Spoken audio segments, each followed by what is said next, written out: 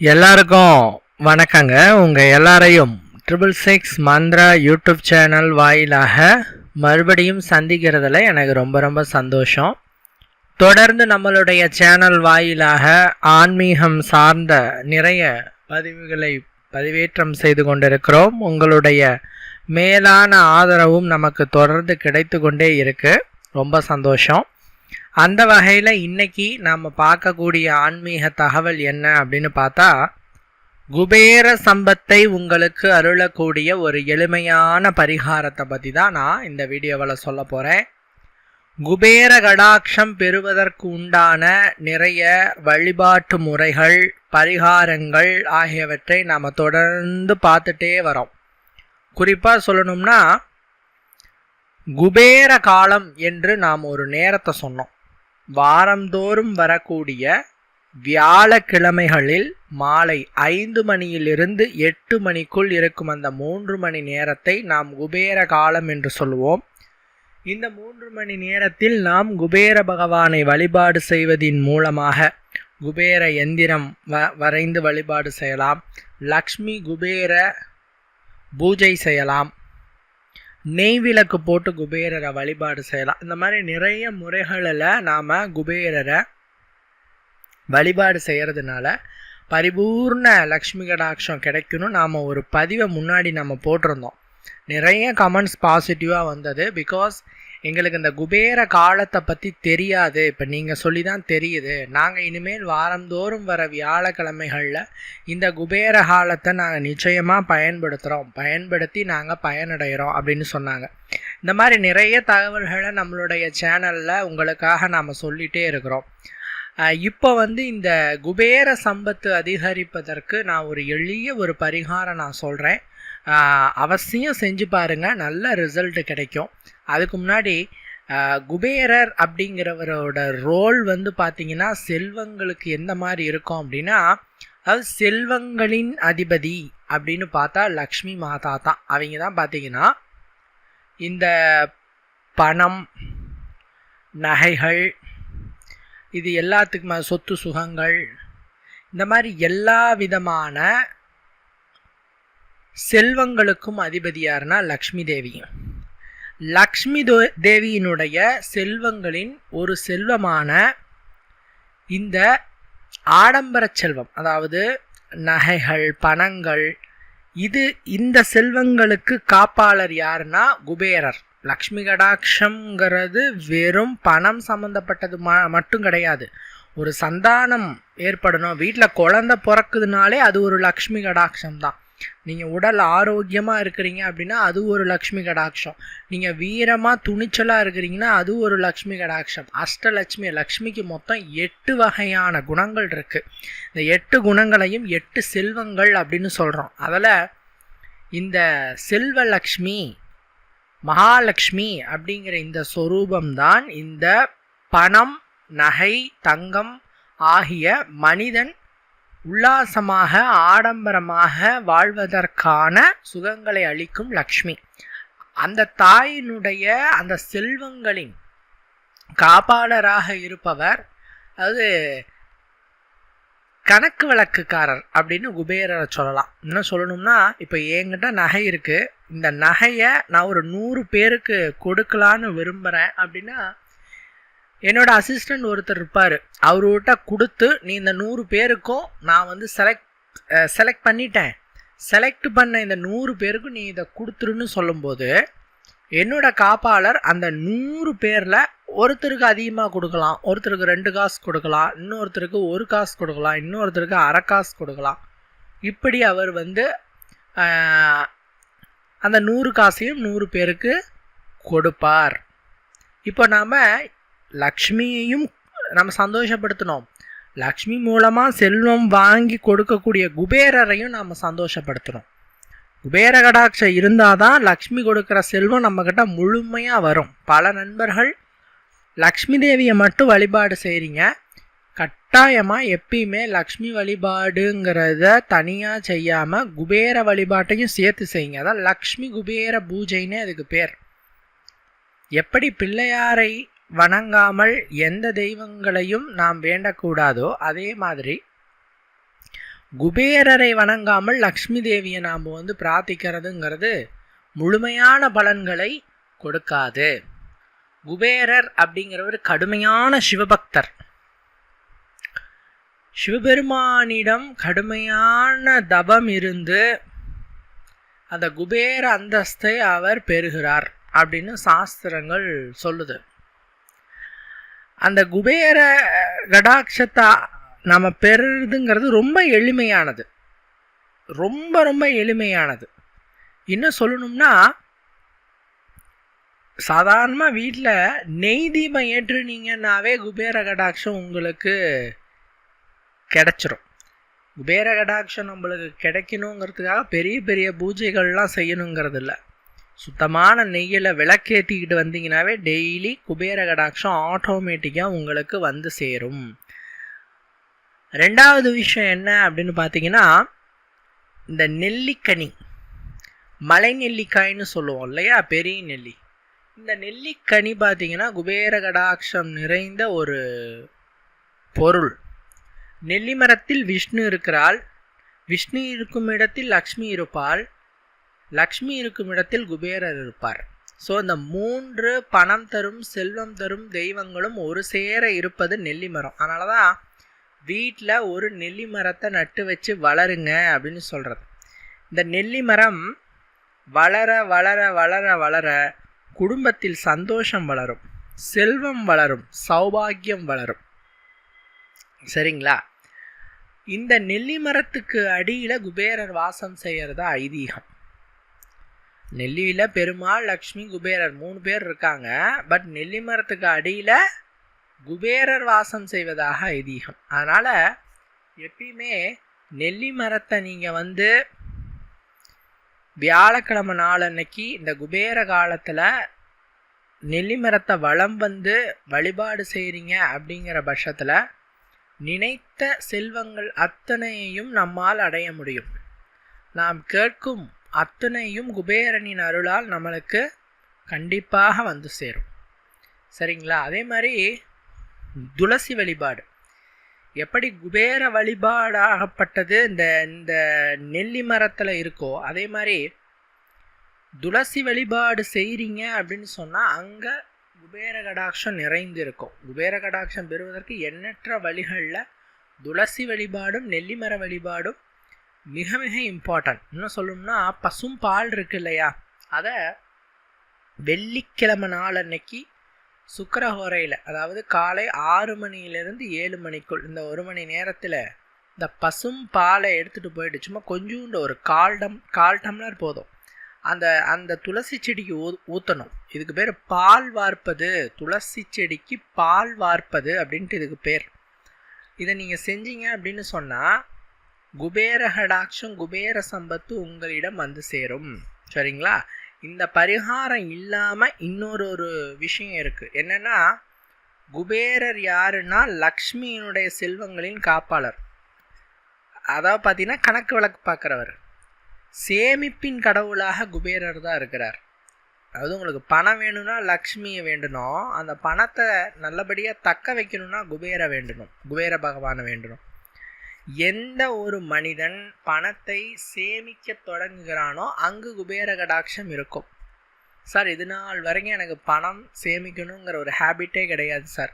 இன்றைக்கி சம்பாதிப்பேன், இன்றைக்கே செலவு பண்ணுவேன், அவ்வளோதான் என்னோடய ஹேபிட்னா, உங்களுக்கு வேணால் லக்ஷ்மி கடாட்சம் இருக்கலாம், ஆனால் குபேர கடாட்சம் இருக்காது. லக்ஷ்மி உங்களுக்கு கொட்டி கொடுத்தாலும் குபேரர் உங்களுக்கு எவ்வளவு கொடுக்கணுமோ அதை தான் கொடுப்பார். சேமிக்கிறவங்களுக்கு அதிகமாக கொடுப்பார். அதனால தான் எப்பயுமே பணத்தை சேமிக்கிறவங்க உயர்ந்துகிட்டே இருப்பாங்க, வளர்ந்துட்டே இருப்பாங்க. நீங்கள் பார்க்கலாம், என்னங்க அவன் மட்டும் மேன்மையாகிட்டே போகிறான், பணக்காரனாகிட்டே போகிறான் அப்படிம்பாங்க. ஒரு பணக்காரன் ஆகிக்கிட்டே போகிறான் அப்படின்னா அங்கே அவனுடைய சேமிப்பு, அவனுடைய முதலீடு, அவனுடைய சிக்கனம் ஆகியவை தான் காரணம். அவனுக்கு ஒன்றும் வானத்துலேருந்து பணம் கொட்டலை. அதனால் ஒருவன் உயர்கிறான் என்றால் சேமிப்பு தான். ஏன்னா சேமிப்பில் குபேரன் இருக்கிறார். சேமிப்பவர் இடத்துல செல்வம் சேர்ந்துக்கிட்டே இருக்கும். நீங்கள் பார்த்துருக்கலாம், நீங்கள் ஒரு 100 ரூபாய் எடுத்து வச்சு பழகுங்க டெய்லி, அதாவது உங்கள் சம்பாத்தியத்தை பொறுத்து. குபேர கடாட்சம் ஆட்டோமேட்டிக்காக வந்து சேரும். சரிங்களா? இது எல்லாமே பார்த்தீங்கன்னா முன்னோர்கள் சொல்லக்கூடிய ஆன்மீக பரிகார விஷயங்கள். இது இல்லாமல் ஒரு பிரம்ம முகூர்த்தத்தில் செய்யக்கூடிய ஒரு வழிபாட்டு முறை ஒன்று இருக்குது. அதை நான் உங்களுக்கு சொல்லித்தரேன். அதாவதுங்க, இந்த பிரம்ம முகூர்த்தம் அப்படிங்கிறது அனைத்து தெய்வ வழிபாட்டுக்குமே உகந்தது. அதிகாலை 3:30 மணியிலிருந்து 5 மணிக்குள் இந்த டைமை தான் நாம் பிரம்ம முகூர்த்த நேரம் அப்படின்னு சொல்கிறோம். இதுக்கு ஏன் பிரம்ம முகூர்த்தம் அப்படின்னு பெயர் வந்ததுன்னா, படைத்தல் தொழிலை செய்யக்கூடிய பிரம்ம தேவனினுடைய நேரமாக வரக்கூடியது தான் இந்த பிரம்ம முகூர்த்தம். அது மட்டும் இல்லாமல் சுபதேவதைகள் வானத்திலே உலாவும் நேரம் இந்த பிரம்ம முகூர்த்தத்தில் தான் ஏற்படுது. அதே மாதிரி ஒவ்வொரு மனிதனும் டெய்லி பார்த்தீங்கன்னா செத்து செத்து உயிர் பிழைக்கிறான்.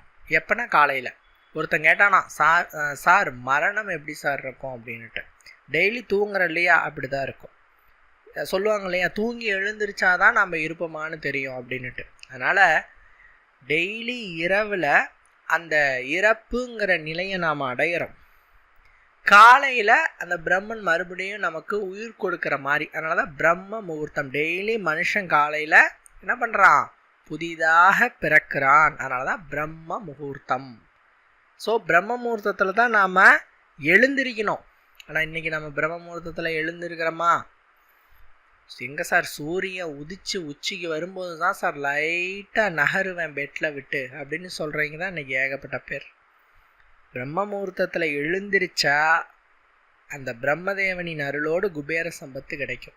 இந்த பிரம்ம முகூர்த்தத்தில் இருக்கிற மெயினான விஷயமே குபேர சம்பத்து தான். நல்லா பாருங்கள், நீங்கள் சர்வே கூட எடுத்து பாருங்கள். பெரிய பெரிய கோடீஸ்வரர்கள், மல்டி மில்லியனர்ஸ், இவங்களுடைய வாழ்க்கையெல்லாம் பாருங்கள். எல்லாருமே அதிகாலை எழுந்திருக்கிறவங்களாக இருப்பாங்க. அதிகாலை எழுந்திருத்தால் குபேர சம்பத்து கிடைக்கும் என்பது உண்மை. சார், அதிகாலை எழுந்திரிச்சிட்டு போட்டுட்டு அப்படியே தூங்கலாமா? அதுக்கு பலனே இல்லை. எழுந்திரிச்சு முகம் கை கால் அலம்பிட்டு பல் விளக்கிட்டு உக்காந்து ஏதாவது புத்தகங்கள் வாசிக்கலாம், ஏதாவது நல்ல விஷயங்களை பயிற்சி செய்யலாம், பாட புத்தகங்களை படிக்கலாம், உடற்பயிற்சி செய்யலாம், ஆன்மீக காரியங்களில் ஈடுபடலாம், தியானம் செய்யலாம். இந்த மாதிரி செய்யணும். நாம் முழிச்சிட்டு தூங்கிடுறேங்கிறதுலாம் பலன் இல்லை. நான் என்ன சொல்லுவேன் அப்படின்னு கேட்டால், நான் இப்போ சொல்கிற இந்த வழிபாட்டை செய்யுங்க, ரொம்ப நல்ல பலன்கள் கிடைக்கும். வடக்கு திசை பார்த்தவாறு அமர்ந்து கொள்ள வேண்டும். வடக்கு என்பது குபேர திசை. அதனால தான் வடக்கு திசை பார்த்து அமருங்கன்னு சொல்கிறேன். அமரும்போது வெறும் தரையில் அமரக்கூடாது. பல பேர் ஏன்னு கேட்குறீங்க. நாம் ஒரு வழிபாடுகள், நாம் ஒரு மந்திர உச்சரணங்களை சொல்லும்போது அந்த அதிர்வுகளை பூமி தாய் கிரகித்து கொள்வாள். அப்போது நம்மளுக்கு அந்த பலன் முழுமையாக கிடைக்கிறதில்ல. நம்ம உடம்பு தான் அதை ஏற்றுக்கணும். பூமி ஏற்றுக்குச்சுன்னா நம்மளுக்கு முழு பலன் கிடைக்காது. அதனால் எப்பயுமே மந்திரங்கள் சொல்கிறதா இருக்கட்டும், பூஜைகள் செய்கிறதா இருக்கட்டும், வெறும் தரையில் அமராமல் ஒரு துணியை போட்டு அது மேலே உக்காருங்க. வடக்கு திசை பார்த்தவாறு அமர்ந்து கொள்ளுங்கள். இவ்வாறு நீங்கள் அமர்ந்து கொண்டு உங்களுடைய வலது கையில் இனிப்பை வச்சுக்கணும். என்ன இனிப்பு அப்படின்னு பார்த்தீங்கன்னா, டைமண்ட் கல்கண்டு என்று சொல்லக்கூடிய இனிப்பு. இந்த டைமண்ட் கல்கண்டு கடைகளில் கிடைக்கும், டிபார்ட்மெண்ட் ஸ்டோரில் கிடைக்கும். இந்த டைமண்ட் கல்கண்டை கொஞ்சோண்டு வலது கையில் வச்சுட்டு அதுக்கு மேலே ₹1 நாணயத்தை வச்சுட்டு உங்களோட இடது கையால் அந்த டைமண்ட் கல்கண்டு ப்ளஸ் ₹1 காயின் இது இருக்கிறத மூடிக்கொள்ளுங்கள். மூடிக்கொண்டு உங்களுடைய 2 கைகளையும் எடுத்து நெஞ்சுக்குழிக்கிட்ட வச்சுக்கோங்க. வச்சுட்டு நான் சொல்கிற இந்த மந்திரத்தை சொல்லுங்கள். ஓம் கும் குபேராய நமக அப்படிங்கிற அந்த மந்திரத்தை சொல்லுங்கள். இன்னொரு முறை கூட சொல்கிறேன். ஓம் கும் குபேராய நமக. இன்னொரு முறை கூட சொல்கிறேன். ஓம் கும் குபேராய நமக அப்படிங்கிற அந்த மந்திரத்தை 21 முறை உச்சரிக்க வேண்டும். 21 டைம்ஸ் உச்சரிச்சுட்டு மனசார இறைவனை பிரார்த்தித்து கொள்ள வேண்டும். அதன் பிறகு அந்த இனிப்பையும் அந்த ₹1 காயினையும் ஒரு தட்டின் மீது வைத்த பின்பு அந்த 1 ரூபி காயினை அருகில் இருக்க பெருமாள் கோயிலில் உண்டியில் சேர்த்துருங்க. அந்த இனிப்பை நீங்கள் சாப்பிட்லாம், உங்கள் வீட்டில் இருக்கிறவங்களுக்கு கொடுக்கலாம். சரிங்களா? அவ்வளவுதான். ரொம்ப எளிமையான பரிகாரம். இதை எப்போ செய்யலான்னா, ஒவ்வொரு நாள் பிரம்ம முகூர்த்தத்துலேயும் செய்யுங்க. முடிஞ்ச அளவுக்கு ஒரு 21 நாள் கண்டினியூவாக பண்ணுங்கள். அதுக்கப்புறம் வாரந்தோறும் வியாழக்கிழமை பிரம்ம முகூர்த்தத்தில் மட்டும் செய்யுங்க. ஏன்னா வியாழங்கிறது குபேரருக்கு உரிய நாள். ஸோ வியாழக்கிழமை செய்யுங்க. இதன் மூலமாக என்ன சார் எங்களுக்கு பலன்கள் கிடைக்கும் அப்படின்னு கேட்டால், இந்த டைமண்ட் கல்கண்டுங்கிறது சுக்கிரகடாட்சம் பொருந்திய ஒரு பொருளாகவும், அது மேலே ₹1 காயினை வைக்கிறோம். ஸோ சுக்கிரனை ஆக்டிவேட் பண்ணுறோம். எனக்கு பணத்தை கொடு அப்படிங்கிற ஒரு கான்செப்டில் சுக்கிரனை ஆக்டிவேட் பண்ணுறோம். ஸோ இதை செய்கிறதுனால வராத இடத்திலும் பணம் சேரும், உங்களுடைய செல்வத்தினுடைய அளவு அதிகரிக்கும், பணத்தட்டுப்பாடு மேக்சிமம் வரவே வராது, குடும்பத்தில் அவ்வளவு சந்தோஷம் கிடைக்கும். நான் சொன்ன மாதிரி வெறும் பணம் அப்படிங்கிற லக்ஷ்மி மட்டும் உங்களிடம் வராமல், அந்த பணத்தோடு சேர்ந்து 8 லக்ஷ்மிகளும் சேருவாங்க. சந்தான லக்ஷ்மி, வீரலட்சுமி, கஜலட்சுமி, ஆதிலட்சுமி, இந்த மாதிரி நிறைய 8 லக்ஷ்மிகளும் உங்களிடத்தில் வருவாங்க. ஒரு மனிதன் சுகமாக வாழ்வதற்கு, சந்தோஷமாக வாழ்வதற்கு என்னென்ன வசதிகள் இருக்கிறதோ, என்னென்ன சௌகரியங்கள் இருக்கிறதோ அத்தனையையும் இந்த வழிபாடு நிச்சயமாலும் உங்களுக்கு பெற்றுத்தரும். இதற்கு நீங்கள் பெரிய அளவுக்கான பூஜைகள், நைவேத்தியங்கள் வைக்கணுங்கிற எந்த விதமான அவசியம் இல்லை. ஜஸ்ட்டு வலது கையில் இனிப்பை வச்சு, காயின் வச்சு, இடது கையால் மூடிட்டு, நெஞ்சுக்குழிக்கிட்ட கையை வச்சு இந்த மந்திரத்தை மட்டும் ஒரு 21 முறை சொன்னீங்கன்னா போதுமானது. சரிங்களா? அடுத்த கேள்வி கேட்பீங்க, இதை பெண்கள் செய்யலாமா அப்படின்ட்டு. ஆண்கள் பெண்கள் என இருபாலரும் செய்யலாம். 21 நாள் தான். ஸோ பெண்களும் எந்த பிரச்சனையும் இல்லாமல் செய்து முடிக்கலாம். சரிங்களா? அடுத்த விஷயம் என்ன அப்படின்னாங்க, பொதுவாக உங்களோட வீட்டின் பீரோ எந்த திசையில் இருக்குன்னு பாருங்கள். நான் குபேர கடாட்சம் பெறுவதற்கு ஒரு சில டிப்ஸு நான் சொல்கிறேன், கொஞ்சம் கவனத்தில் எடுத்து பாருங்கள். இந்த குபேர கடாட்சம் பெறணுங்கிறதுக்காக சில பேர் பல வேலைகளில், பூஜைகளில் மெனக்கடுறீங்க. ஆனால் சின்ன சின்ன விஷயங்களில் வீட்டில் செய்கிறதுல கோட்டை விட்டுறீங்க. ஃபஸ்ட்டு விஷயம் என்னென்னா, பீரோ. உங்கள் வீட்டு பீரோ எப்பயுமே வடக்கு திசை பார்த்த மாதிரி இருக்க மாதிரி பார்த்துக்கோங்க. பீரோவோட கதவு ஓப்பன் பண்ணுறச்சு அது கிழக்கு பார்த்த மாதிரி ஓப்பன் பண்ணுற மாதிரி வச்சுக்கோங்க. வடக்கு திசையில் பீரோவை வைக்கணும். பீரோவை ஓப்பன் பண்ணுறம்போது கிழக்கு திசை பார்த்த மாதிரி ஓப்பன் பண்ணணும். இந்த அமைப்பில் வீட்டில் எப்பயுமே பீரோ வைங்க. அருமையான அளவுக்கு குபேர கடாட்சம் ஏற்படும். சரிங்களா? குபேர கடாட்சம் ஏற்படுறதுக்கு இந்த பீரோ வைப்பது மிக மிக முக்கியம். ஏன் அப்படின்னா, அந்த பீரோவில் தான் பணம் தொடர்பான, நகை தொடர்பான, டாக்குமெண்ட் தொடர்பான, சொத்துக்கள் தொடர்பான எல்லாமே இருக்குது. ஸோ அந்த பீரோக்குள்ளே இத்தனை விஷயங்களை நாம் பார்த்து செய்யும்போது நிச்சயமாக குபேர கடாட்சம் கிடைக்கும். ஒன்று. ரெண்டாவது என்ன அப்படின்னு கேட்டிங்கன்னா, நீங்கள் பீரோக்குள்ளே பணமோ நகையோ வைக்கிறீங்க அப்படின்னு சொன்னால், அப்படியே வெறுமனே பீரோ மேலே வச்சிடக்கூடாது. ஏன்னா பீரோங்கிறது இரும்பால் செய்யப்பட்டது. இப்போ பார்த்தீங்கன்னா மர பீரோ வந்துருச்சு. மர பீரோனா பிரச்சனை இல்லை, பட் இரும்பு பீரோக்கள் தான் பெரும்பான்மையாக எல்லோரும் யூஸ் பண்ணுறதா இருக்குது. ஸோ இரும்பு பீரோ மேலே ஸ்ட்ரெயிட்டாக நீங்கள் நகையையோ அதே நேரத்தில் உங்களோட பணத்தையோ வைக்கக்கூடாது. ஏன்னா இரும்பு அப்படிங்கிறது சனீஸ்வரனோட உலோகம். சனி பகவானுடைய உலோகம் என்னன்னு கேட்டிங்கன்னா இரும்பு. ஸோ அந்த இரும்பில் இந்த பணம், நகை ஆகியவற்றை வைக்கிறதுனால உங்களுக்கு அந்த இடத்துல பணத்தட்டுப்பாடு ஏற்படும், நகை சேர்றதுல தடை ஏற்படும். அதனால் என்ன சார் பண்ணலான்னா, சின்ன ஒரு மர பொட்டி வாங்கிக்கோங்க, அதுக்குள்ளே பணத்தையும் நகையும் வைங்க. இல்லைங்கிறவங்க அந்த பீரோவுக்கு மேலே ஒரு சிகப்பு துணியோ, பச்சை துணியோ, மஞ்சள் துணியோ போட்டு அந்த துணிக்கு மேலே உங்களுடைய நகையோ பணத்தையோ வைங்க. அது உங்களுக்கு சிறப்பான பலன்களை கொடுக்கும். லக்ஷ்மி கடாட்சத்தை நித்தியமாக வைத்திருக்க அது உதவி செய்யும். சரிங்களா? அதே மாதிரி எப்பயுமே பீரோ இருக்கக்கூடிய இடத்தை சுத்தமாக வைத்து கொள்ளுங்கள். சார் வருஷத்துக்கு ஒரு தாடி தான் சுத்தமே பண்ணுவோம், நீங்கள் என்ன அப்படிங்க அப்படின்னா அது தவறு. அடிக்கடி சுத்தம் பண்ணுங்கள். சுத்தம் இருக்கும் இடத்துல தான் லக்ஷ்மி இருப்பாள். இதெல்லாம் பார்த்தீங்கன்னா லக்ஷ்மி கடாட்சம் பெறுவதற்கான சின்ன சின்ன டிப்ஸு. ஸோ கண்டிப்பாக பயன்படுத்துங்க. மற்றொரு ஆன்மீக தகவல் வீடியோவில் உங்களை நான் சந்திக்கிறேன். நன்றி, வணக்கம்.